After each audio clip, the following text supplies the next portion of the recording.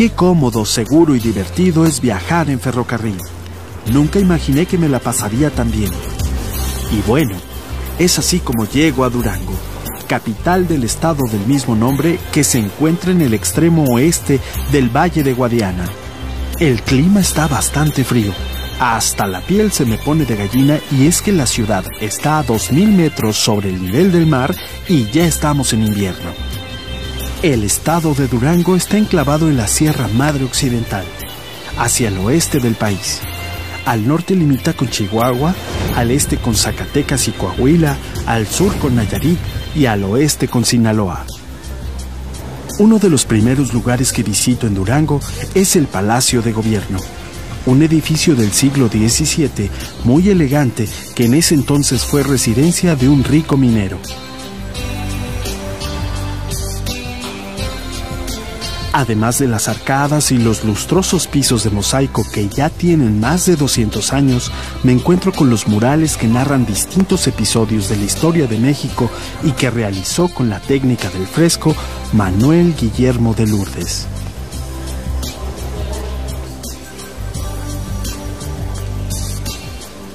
Es curioso que muchos palacios de gobierno de distintas ciudades sirvan para seguir con la tradición muralista de la pintura mexicana.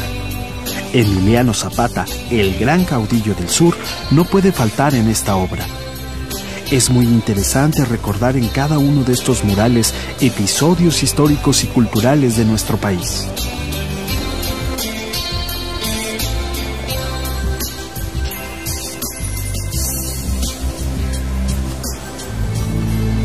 El edificio central de la Universidad Juárez de Durango está en lo que fue un antiguo convento jesuita del siglo XVI. Desde entonces, en este edificio estuvieron instalados distintos colegios religiosos. Fue residencia de obispos y hubo varios seminarios, hasta que en el siglo pasado se convirtió en el Colegio Civil del Estado. Desde 1957, aquí está la rectoría de la universidad, que es una de las más importantes del norte del país.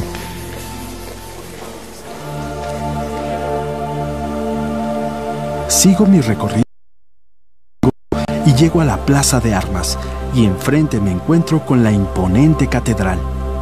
La fachada es absolutamente barroca. En los nichos se pueden ver las esfinges de San Pedro y San Pablo. Esta iglesia se empezó a construir en 1695 y el proyecto se interrumpió varias veces. Por eso en los adornos de la fachada se ven estilos diferentes. Tuvieron que pasar 150 años para que pudiera ser terminada. El interior es totalmente de otro estilo, amplísimo y sobrio porque fue remozada por un obispo en el siglo pasado. Pero aún así conserva una maravillosa sillería barroca y unas figuras de santos talladas en madera y cubiertas con hoja de oro. Tiene varias capillas laterales y también una buena colección de pinturas y esculturas en los altares. Es un verdadero torrente de obras de arte lo que hay en el interior. Me gusta especialmente San Jorge, el patrono contra los alacranes, a quien también le tomo algunas fotos. El altar mayor, que originalmente era de estilo barroco, fue modificado y se le agregaron los cipreses a los lados, y el coro se trasladó a una plataforma en la parte posterior. La catedral es la principal obra de la arquitectura virreinal de tipo religioso que hay en la ciudad. Como buen fotógrafo sigo mi camino después de haber capturado las mejores imágenes de la catedral. La ciudad de Durango conserva la grandeza de su época colonial. Se nota en las construcciones que aquí hubo un auge en la explotación de minas y la presencia religiosa de los jesuitas. La mayoría de las casas tienen un estilo colonial mexicano antiguo. Después de recorrer algunas calles, llego al Museo Regional, que está en un edificio algo afrancesado, que tiene en la fachada molduras labradas en piedra, almohadillados, guirnaldas y columnas, además de la ventanería esmerilada. Este museo es conocido comúnmente como el Aguacate, y su intención es dar a los visitantes una visión global de lo que ha sido el estado de Durango a través de los distintos aspectos del conocimiento, como la botánica, la geología y la arqueología. En la sala dedicada al medio ambiente, lo que más me gusta es el colmillo de mamut. En la era cenozoica, los alrededores de la ciudad eran áreas lacustres y aquí se encontraron restos fósiles muy importantes. ¿A dónde me llevarán estas escaleras? Siempre que tengo la oportunidad de estar cerca de objetos, de construcciones o de lugares que tuvieron relación con nuestros antepasados, me recorre un escalofrío desde los pies hasta la cabeza, de pensar en todo el tiempo que ha pasado y aquí estoy admirándolos o disfrutándolos como lo hizo mucha gente hace cientos de años. Entre los restos arqueológicos se exhiben aquí vasijas de cerámica, herramientas de piedra, fibra, pieles de animales y otros objetos de la cultura de Chalchihuites que Durango comparte con Zacatecas.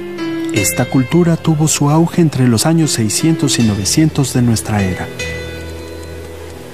Esta carita se me hace conocida. En otra de las salas se pueden ver libros religiosos de la época de la colonia, sobre todo pertenecientes a franciscanos, que fueron los primeros en establecerse en esta región. Obras sobre todo referentes al poder absoluto de Dios y que en alguna época sirvieron para difundir la religión católica. También hay objetos y representaciones del contacto indígena-español, casas de troncos cubiertas de barro, objetos de cestería y textiles. En otra de las salas hay objetos y utensilios de los tepehuanes, que son grupos indígenas que habitan en la sierra un tanto aislados y han formado poblados alrededor de los aserraderos. Apenas he podido echar un vistazo muy por encima del museo, pero creo que ya tengo una mejor idea de lo que es Durango y su cultura.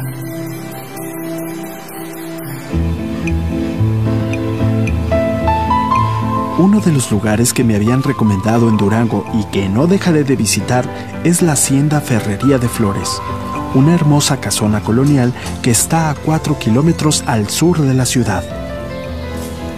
Desde que uno entra, empieza a ver muestras del arte colonial mexicano.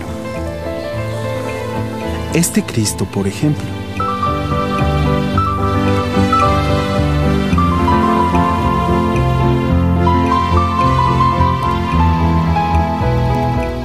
Cada detalle está perfectamente diseñado y nada está fuera de lugar.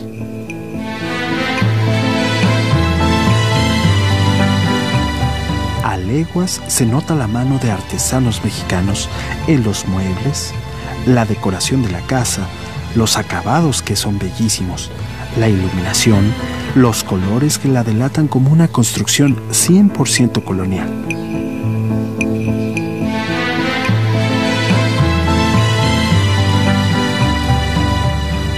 ¿Y qué decir de la fuente de cantera colocada armónicamente en el centro del jardín?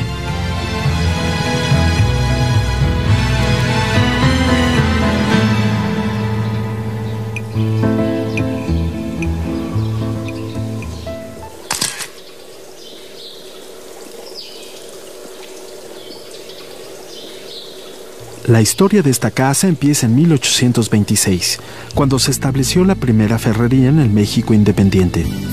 Era un lugar donde se beneficiaban los materiales del hierro. Después de pasar por distintos dueños y altibajos del negocio, en 1858 llegó a hacerse cargo y a modernizar la planta don Juan Nepomuceno Flores. Y cómo no, con el auge del negocio ya me imagino las fiestecitas y comilonas que se organizaban aquí. Todos muy elegantes y los dueños, como se dice, echando la casa por la ventana, con todo y vajillas de porcelana china, cubiertos de plata y toda clase de platillos de la comida mexicana e internacional. A unos 300 metros de la casona se encuentran las ruinas de la fundición donde salió, cuando esto estaba en su época de auge, por supuesto, el primer lingote de fierro vaciado con la tecnología más avanzada de aquellos años.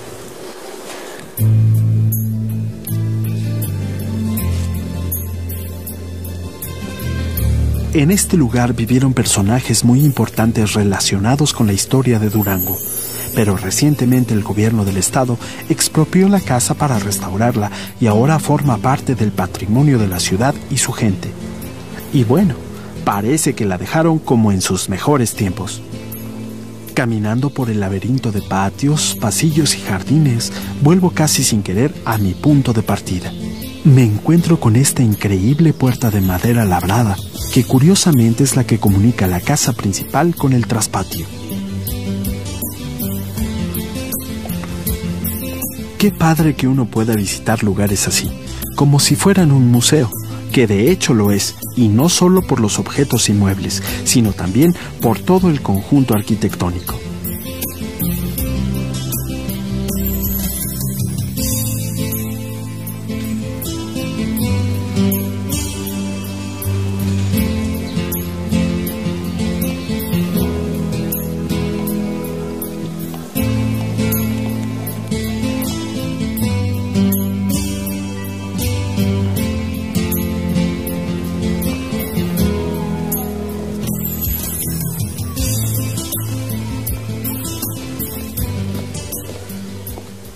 Aprovecho el contacto que hice con don Juan para cruzar la presa Guadalupe Victoria y echarle un vistazo al impresionante paisaje de la sierra.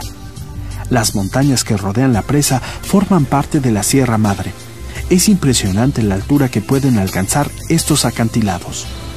Como en otras zonas semidesérticas, aquí las grandes lajas de piedra están cubiertas por muchas especies de cactus, ocotillo y mezquites.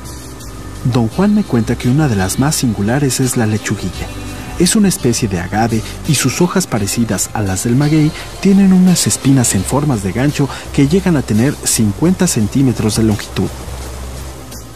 Cuando las hojas de esta planta se secan, por aquí se acostumbra deshebrarlas para hacer una fibra muy resistente que sirve para tejer cuerdas y costales. Don Juan, siempre acompañado por su fiel lobo, me lleva hasta el otro lado, donde empieza la zona boscosa. Viajando por Durango me encuentro con una gran variedad de paisajes. Y bien, le doy las gracias a don Juan y al lobo por su compañía y por el favor.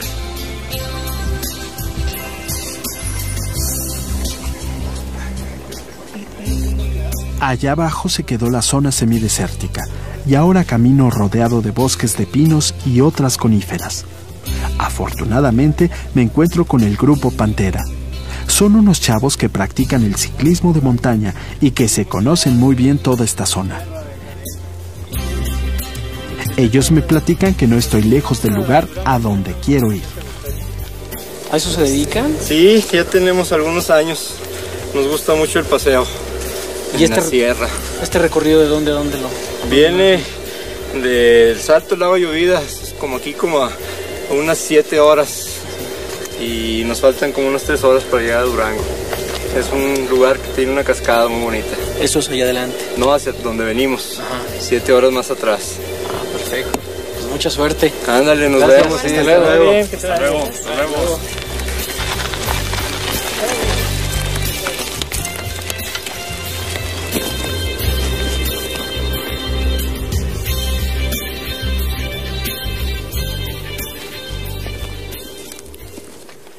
Después de un trecho por el bosque, llego finalmente a la primera cabaña de los Álamos. Un lugar muy confortable al que solo le hace falta un catrecito o un sillón.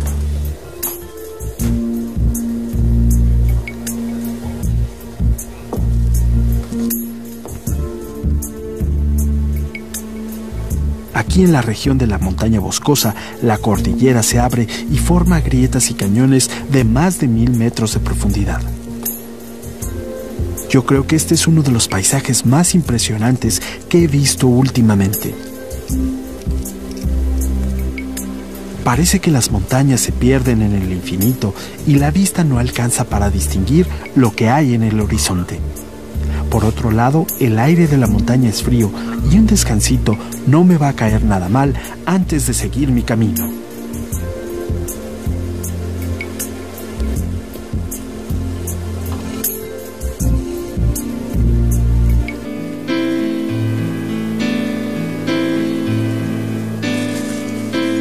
Finalmente estoy en el famoso pueblo de Los Álamos. Un lugar que no es precisamente un pueblo fantasma. Si no, no estaría aquí, ni tampoco un lugar abandonado por sus habitantes.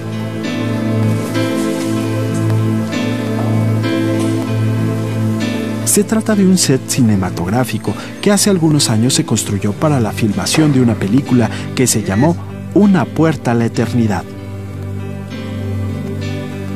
Me imagino todo el movimiento que hubo mientras se filmaba la película, desde el director hasta el último de los extras y los asistentes corriendo de un lado para otro. Desde hace muchos años, Durango, por la gran variedad de paisajes que tiene, ha servido de escenario para muchísimas películas.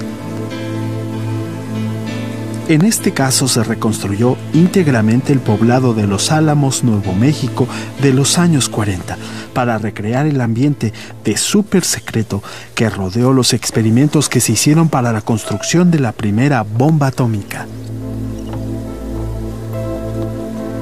Seguramente por aquí caminaba el actor Paul Newman, que hacía el personaje de un general del ejército americano que supervisaba el trabajo del físico Oppenheimer. La película cuenta el conflicto que se dio entre estos dos hombres, porque sabían que su experimento iba a ser probado en las ciudades japonesas de Hiroshima y Nagasaki. Y no es mala idea tomar algunas fotos por aquí, aunque todo esté tan abandonado.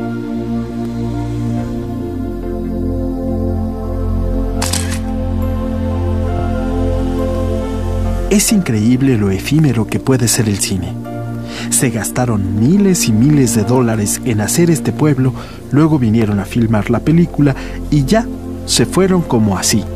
Pero a lo mejor han dejado todo esto porque no faltará quien venga y aproveche las construcciones para hacer otra película, aunque no sea una superproducción.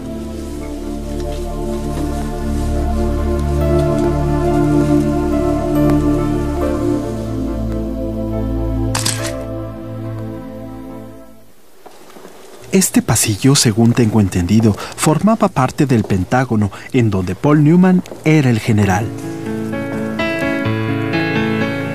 Más bien tiene fachada como de hospital, lo que es la magia del cine.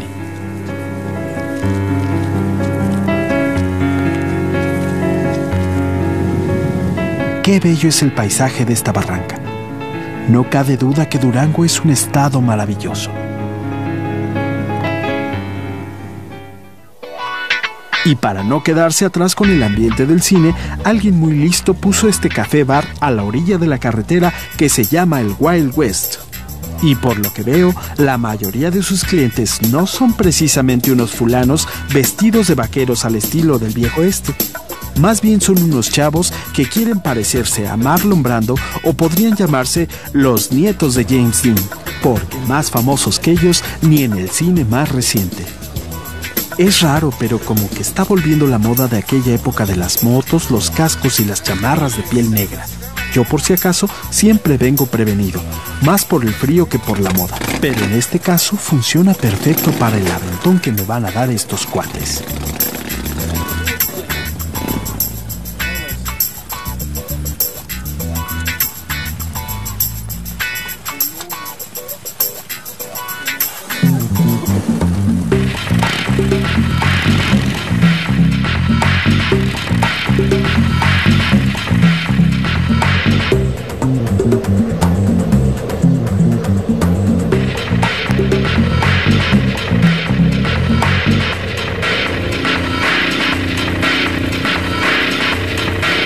Como ellos quieren seguir, yo me quedo para visitar uno de los lugares más famosos de Durango.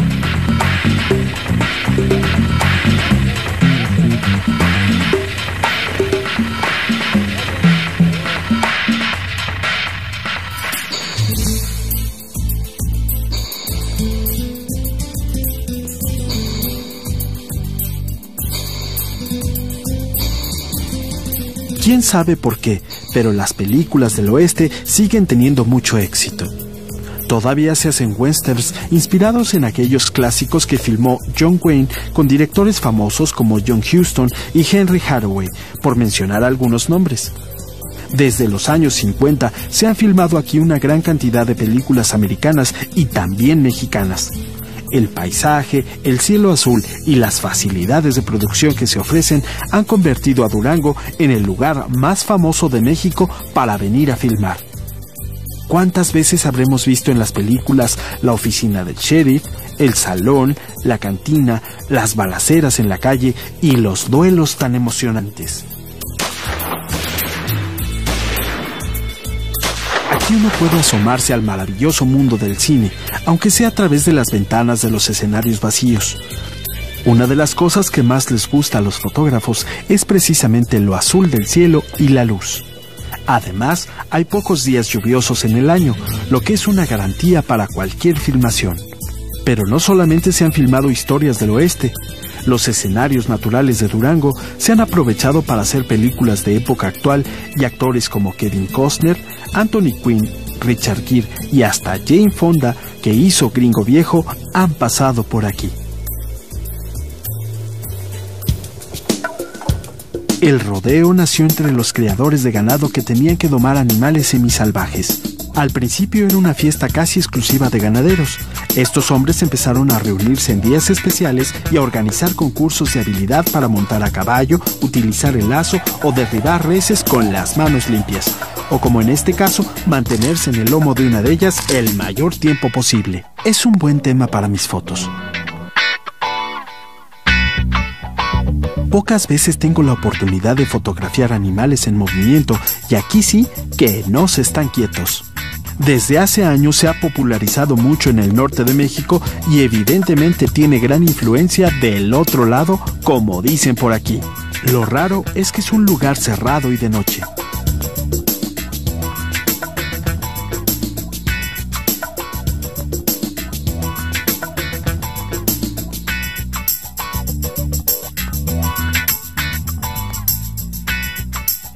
De veras que se necesita valor para treparse a un animalote de esos.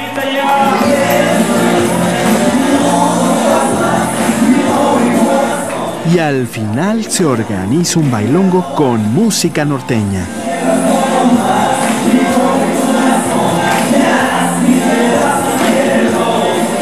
El pasito es medio complicado de seguir, pero finalmente me salió.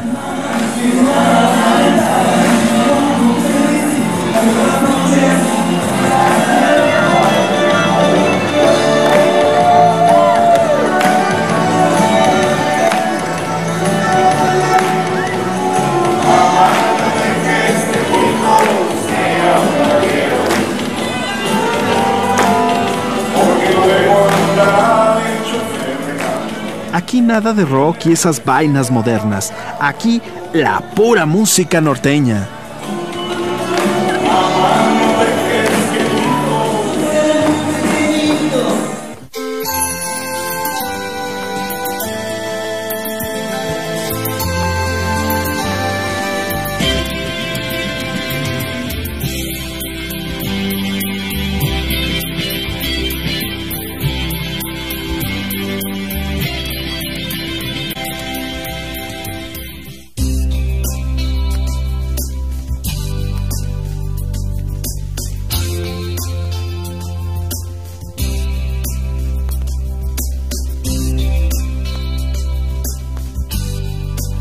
Qué cómodo, seguro y divertido es viajar en ferrocarril.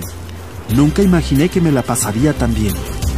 Y bueno, es así como llego a Durango, capital del estado del mismo nombre que se encuentra en el extremo oeste del